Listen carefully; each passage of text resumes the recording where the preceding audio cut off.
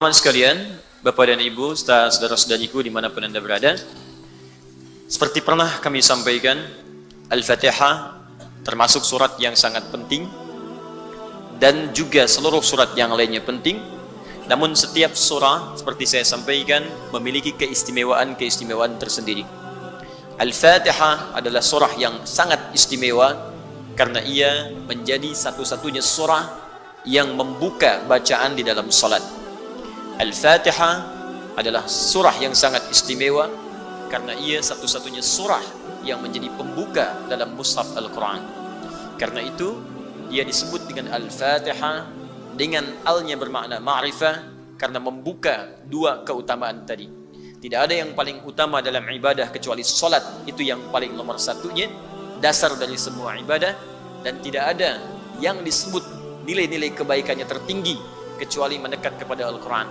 Itu yang disebutkan oleh Nabi SAW dalam sabdanya, khairukum man ta'allama al-Qur'ana wa 'allamah. Yang terbaik di antara kalian adalah orang yang mau belajar Al-Quran lalu mengamalkannya. Baik itu salat yang menjadi amalan pertama yang akan dihisab di hari kiamat.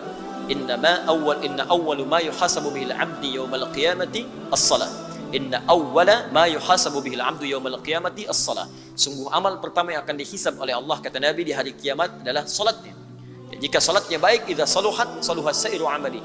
Jika salatnya itu benar dan baik, maka benar dan baiklah seluruh amalan yang lainnya. Wa idza fasadat fasada sa'iru amali, dan jika salatnya itu jelek, maka akan berdampak pula pada buruk amalan-amalan yang lainnya. Anda bayangkan, dalam hal salat dibuka dengan Al-Fatihah bacaannya, dan dalam qiraat Al-Quran dibuka dengan Al-Fatihah. Jadi cukup dua hal ini menunjukkan keutamaan Al-Fatihah.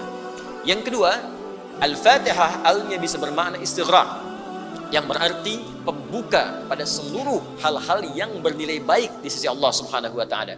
Fatihahnya pembuka segala kebaikan, al-nya menunjuk pada keseluruhan. Jadi jika ingin dibukakan semua yang baik-baik dalam hidup, baik itu terkait dengan rizki, dibukakan pintu rizki yang paling baik, dibukakan kesembuhan yang terbaik saat sakit, dibukakan kemudahan terbaik saat mendapat kesulitan, termasuk dibukakan bimbingan hidup yang terbaik dari seluruh tubuh kita. Mata melihat yang baik, telinga mendengar yang baik, mulut bicara yang baik.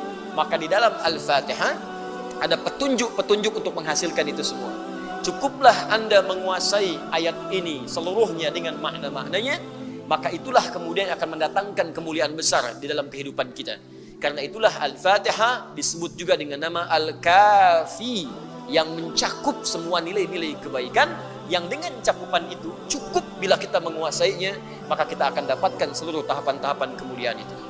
Saya sudah terangkan dari awal sampai dengan ayat yang ke-6. Sekarang kita akan sambungkan pada ayat yang ke-7. Sebelum masuk ke ayat yang terakhir ini, saya ingin tegaskan kembali, dalam salah satu hadis qudsi yang pernah kita bahas di pertemuan terakhir, jika seseorang benar membaca Al-Fatihahnya dengan hatinya yang paling dalam, lalu dia amalkan dengan baik, maka kata Allah melalui lisan Nabi SAW di hadis qudsi, perhatikan kalimatnya, hadza baini wa baina abdi. Ini adalah perjanjian antara aku dengan hambaku. Wali abdi masala. Jika hambaku benar sampai bacaan Al-Fatihah di ayat yang terakhir kemarin, iyyaka na'budu wa iyyaka nasta'in, jika benar bacaannya sampai di situ, kata Allah, masala, bonus pertama yang diberikan, apapun yang ia minta saat ini, aku akan kabulkan. Ingat itu? Apapun yang ia minta saat ini, aku akan kabulkan. Karena itu, pembuka perintah sholat itu diawali dengan kalimat minta sesuatu. Quran surah kedua Al-Baqarah ayat ke-45. Wasta'inu bis-sabri was-salat. Perhatikan cara menerjemahkannya. Kata Allah, jika Anda punya kesulitan dalam hidup, apapun jenisnya, maka terimalah itu dengan sabar. Lalu mintakan solusinya kepada Allah. Logika sederhananya begini. Kalau bapak ibu ada kesulitan tentang perihal tertentu, maka Anda kan akan mencari pakar untuk menyelesaikannya. Handphone rusak, perginya kan ke tukang handphone kan? Servis di situ. Motor ada masalah, pergi kemudian ke bengkel. Baik, fisik ada masalah, pergi ke dokter. Jelas ya? Sekarang hidup kita punya masalah. Maka yang bisa menyelesaikan semua itu, kita harus datang kepadanya. Siapa itu? Carilah yang tidak punya batas dalam pemberiannya. Bukan cuma sekedar memperbaiki motor Anda dengan kun fayakun dan ditunjukkan kepada bengkel terbaik. Bahkan ia mampu mendatangkan motor yang lebih baru. Maka ketika Anda memohon kepadanya, kata Allah, saya akan panggil engkau setiap hari supaya engkau bisa menyampaikan kepadaku keluhan apa yang sedang kau rasakan. Masalah apa yang Anda miliki? Maka datang kepadaku, kata Allah, karena aku tidak punya batas dalam pemberian. Maka muncullah kalimatnya, wasta'inu bisabri wassalat. Jika engkau punya persoalan dalam hidup, sabar dulu terima. Nanti saat sholat, datang kepadaku, mintakan apa yang ingin kau mohonkan. Karena itu sholat disebut dengan sholat. Di dalam semua kitab fikih itu seakar dengan kata ad-du'a. As-salatu fil lughati hiya ad-du'a. Sholat secara bahasa artinya doa. Karena itu semua bacaan sholat dari mulai takbir sampai dengan salam isinya doa semua. Silahkan Anda cek. Ya, saat mulai takbir Allahu Akbar, Allahumma ba'id baini wa baina khataayaya, doa. Anda ruku, subhana rabbiyal azim, doa. I'tidal, sami Allahu liman hamidah dan seterusnya, doa. Sujud, doa. Duduk di antara dua sujud, jelas doa. Rabbighfirli warhamni dan seterusnya. Tahiyat, doa. Bahkan sebelum kita salam, bukankah kita minta 4 permintaan yang paling utama? Ya, Allahumma inni a'udzubika min adzabi jahannam, wa min adzabil qabri, wa min fitnatil mahya wal mamat, wa min syarri fitnatil masih dajjal. 4, masih doa juga.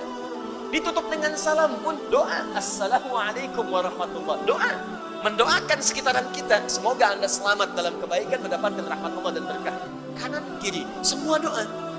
Dan berita baiknya, saat Anda mulai berdoa dalam keadaan berdiri, kata Allah, kalau benar bacaan Al-Fatihahnya, maka semua yang Anda mintakan di detik itu akan langsung dikabulkan oleh Allah Subhanahu wa taala. Ada yang berkata, masa sih? Akhirnya, masa sih ya Allah? Makanya ketika ada orang yang kemudian menyoal, masa sih? Maka ditanyakan oleh Allah, iman kamu di mana? Katanya yakin dengan saya. Katanya beriman. Iman itu yakin tanpa ragu. Saya ulangi, iman itu yakin tanpa ragu. Jadi kalau Anda ingin berinteraksi dengan Al-Quran, gak boleh ragu.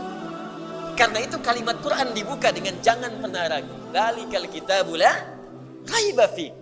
Dzalikal kitab, semua isi Al-Quran itu la raiba fi, jangan pernah diragukan.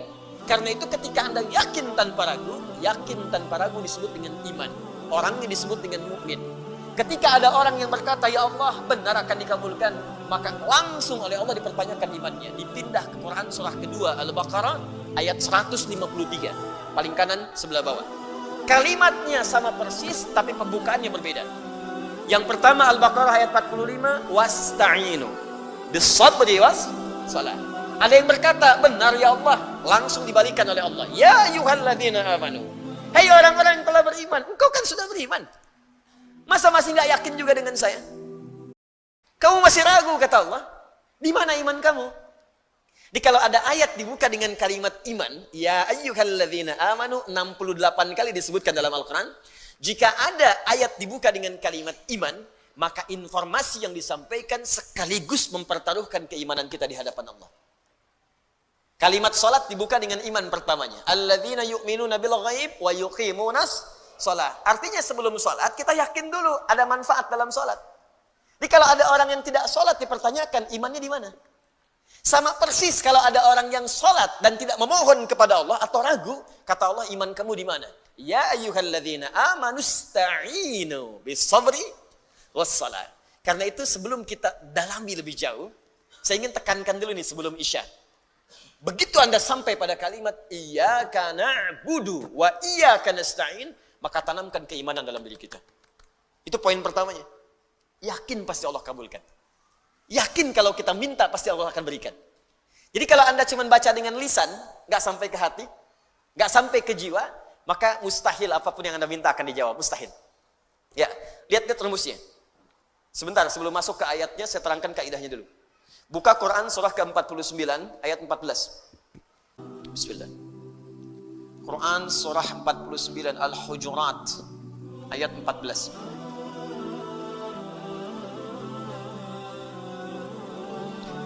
Qalatil a'rabu amanna. Orang Arab Badui berkata, saya beriman. Kami beriman ya Rasulullah. Lalu Nabi diam. Sehingga turun jawaban dari Allah. Qul, katakan Muhammad. Ya, katakan Muhammad. Lam tu'minu. Kalian sungguh belum serius imannya. Fokus. Walakin qulu aslamna. Tapi cukup katakan dulu, kami baru masuk Islam. Nah, orang yang masuk Islam bukankah mengucapkan kalimat syahadatain? Asyhadu an la ilaha illallah wa asyhadu anna Muhammadan Rasulullah. Jadi lisannya mengucapkan kalimat iman, ya, maka dengan kalimat itu menjadi muslim dia. Jadi baru di lisan. Nah, kalimat yang di lisan ini mesti dimasukkan ke dalam hati supaya sampai di jiwa kita. Kalau sudah sampai ke hati, nanti iman yang di hati ini akan membimbing seluruh tubuh kita. Masuk ke mata, matanya dijaga dengan iman. Masuk ke lisan, lisan dibimbing pakai iman. Beda antara lisan beriman dengan yang belum beriman lain. Ya, perhatikan ketika Nabi bahkan Al-Qur'an menyebut lisan, itu disebutkan imannya dulu. Ya ayyuhalladzina amanu la yaskhar qaumin qaum. Hai orang-orang beriman yang telah beriman, iman Anda akan membimbing lisan Anda untuk tidak saling mencela dengan orang lain. Iman Anda akan membimbing lisan Anda la yaghtab ba'dukum ba'du, untuk tidak bergosip. Jadi kalau ada iman dalam diri kita, itu imannya akan langsung sampai ke lisan, jangan gosip. Saya tidak, Ustaz, bagus. Tidak seperti ibu itu tuh. Kalau gosip tuh, sama. Ya. Jadi kalau iman kita itu masih ada, itu langsung bahkan seketika ada bagian pikiran kita mengatakan ini nggak bagus. Pernah ada perasaan begitu? Ya, ada gambar-gambar yang nggak bagus, tiba-tiba ini nggak baik. Ya, qul lil mu'minina yaghuddu min absarihim. Katakan pada pria-pria yang punya iman, iman itu akan otomatis masuk ke mata membimbing. Jangan lihat yang nggak bagus. Ke kaki sama, ke tangan sama. Jadi itu kalau iman masuk ke dalam jiwa kita, ke dalam tubuh kita, maka dia akan membimbing seluruh elemen tubuh kita untuk berlaku yang baik-baik. Tapi kalau cuma di lisan saja, nyampe ke lisan diucapkan, gak nyampe ke hati. Walamma yadkhulul imanu fi qulubikum. Lihat ayatnya. Sedangkan iman yang kau ucapkan itu, engkau tidak sampaikan dia ke dalam jiwamu. Akhirnya beragama itu hambar. Salat cuma di lisan, Allahu Akbar, cuma nyampe sini aja, nggak nyampe sini. Karena diucapkan cuma di lisan, nggak sampai ke dalam jiwa, akhirnya yang di jiwa nggak memberikan bimbingan kepada kita. Memang lisannya Allahu Akbar, tapi di pikirannya WA hu Akbar, Facebook hu Akbar, YouTube hu Akbar. Allahu Akbar, tang ting tung ting tang ting tung, tang ting tung. Jadi yang akbar siapa gitu? Jadi kalau iman sudah masuk dalam jiwa, selesai. Begitu mau sholat, dia kondisikan handphone-nya silent. Ada yang dia matikan dulu. Dia siapkan jiwanya. Itu yang dimaksudkan iman hadir dalam jiwa. Makanya setiap lisan kita berucap, pandangan kita menatap, lisan kita mendengar, pastikan semua dibimbing oleh iman. Kebanyakan orang yang sholat, ketika mengucapkan kalimat itu di era kekinian, itu semua bacaannya tidak bersumber dalam jiwanya. Cuma di lisan aja gitu. Coba tanyakan pada diri Anda ketika sholat. Masuk nggak bacaan itu ke hati Anda? Dibaca nggak dengan sepenuh jiwa? Jangan-jangan cuma takbir Allahu Akbar, tapi nggak nyampe ke jiwa. Beda kalau nyampe ke jiwa, Bu. Pak, Abu Bakar tuh sampai gemetaran mengucapkan itu. Allahu Akbar. Lisan berkata Allah Maha Besar. Pikiran menerjemahkan Allah yang paling agung. Hati mengatakan, ya Allah, aku mengucapkan Kau yang paling besar. Aku takut setiap hari mengucapkan Kau yang paling besar, tapi aku selalu merasa paling besar dibandingkan orang lain. Sombong dengan orang lain. Merasa angkuh, yang paling hebat dibandingkan yang lainnya. Merasa yang paling tinggi. Sementara setiap hari aku katakan Kau yang paling besar. Lisan berkata Allah yang Maha Besar, tapi selesai sholat merasa yang paling bagus sholatnya. Yang paling hebat dalam keilmuannya. Yang paling tinggi status sosialnya. Katanya Allahu Akbar, tapi setiap hari merasa akbar. Itu kalau benar-benar sholatnya demikian dalam jiwa, itu baru takbir sudah menangis, Pak. Ingat dosa. Allahumma ba'id baini wa baina khatayaya kama ba'adta baina al-masyriqi wal maghrib. Siapa yang bisa baca doa ini dengan hatinya, tersungkur dan terjatuh air matanya. Allahumma ba'id baini wa baina khatayaya. Khata'un, satu kesalahan. Akhta'un, banyak salah. Khataya, salahnya banyak sampai gak kehitung. Tambah ya kecil di akhirnya. Ya, aku ngaku. Ya terakhir itu ngaku. Khataya, ya Allah, aku mengakui dalam sholat ini aku banyak salahnya, nggak terhitung. Sedangkan cita-citaku itu ingin ke surga ya Allah. Cita-citaku ingin berjumpa Rasulullah, tapi aku masih banyak salah. Maka mohon ya Allah, jika pun aku wafat dalam sholatku sekarang. Karena di Al-Baqarah 46 itu, siapkan dirimu dalam sholat. Mungkin itu sholat terakhir kamu. Alladzina yadhunnuna annahum mulaqu rabbihim wa annahum ilaihi raji'un. Kata Allah, kalau pengen khusus sholatnya, rasakan mungkin saat itu engkau akan kembali menghadap Allah Subhanahu wa ta'ala. Makanya ada riwayat mengatakan, kata Imam, sallu salatan muwadda', salatlah engkau seakan-akan salat perpisahan dalam hidup. Di begitu Anda mengatakan, ya Allah, kalau aku wafat pun dalam salat ini, mohon jauhkan antara aku dengan kesalahan yang aku telah perbuat dalam hidup sejauh timur dan barat yang tidak pernah bersatu. Aku tobat ya Allah. Jadi kalau benar-benar bacaan kita dari jiwa kita dan membaca dari ta'awud sampai bismillah, hamdalah, sampai bahkan iyyaka na'budu wa iyyaka nasta'in, kata Allah, apa yang kamu minta sekarang aku akan kabulkan. Isya ini bacakan dalam hati kita, minta dengan khusyuk, dan ketika sampai pada kalimat iyyaka na'budu wa iyyaka nasta'in, coba rasakan, minta dalam hati kita apa yang paling sulit dalam hidup kita yang ingin dimintakan solusinya kepada Allah. Maka saat Anda mengucapkan ihdinas siratal mustaqim, seperti saya jelaskan maknanya di pertemuan yang lalu, maka sertakanlah dalam jiwa kita semua kesulitan itu untuk dimintakan solusinya oleh Allah. Pertanyaannya, jika Anda mampu mendapatkan itu semua, seperti apa pemberian Allah yang akan dianugerahkan kepada kita? Itulah jawabannya di ayat yang ke-7 yang akan kita bahas setelah menunaikan salat Isya berjamaah. Tapi praktekkan dulu apa yang kita sampaikan dalam salat Isya. Semoga Allah mengabulkan insyaallah. Ya. Subhanakallahumma bihamdika asyhadu an la ilaha illa anta astaghfiruka wa atubu ilaik. Assalamualaikum warahmatullahi